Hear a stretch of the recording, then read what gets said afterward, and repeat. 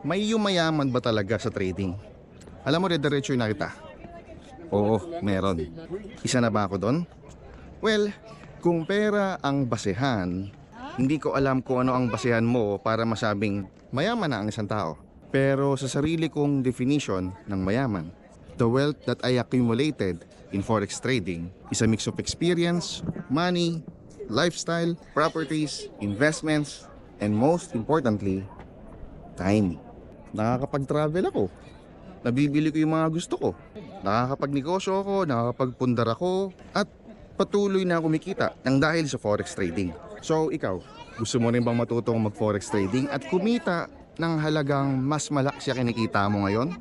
Send me a message, baka matulungan kita. May mga free tutorials ako para kahit hindi tayo magkasama ay maturuan kita kung paano ka makakapag-forex trading.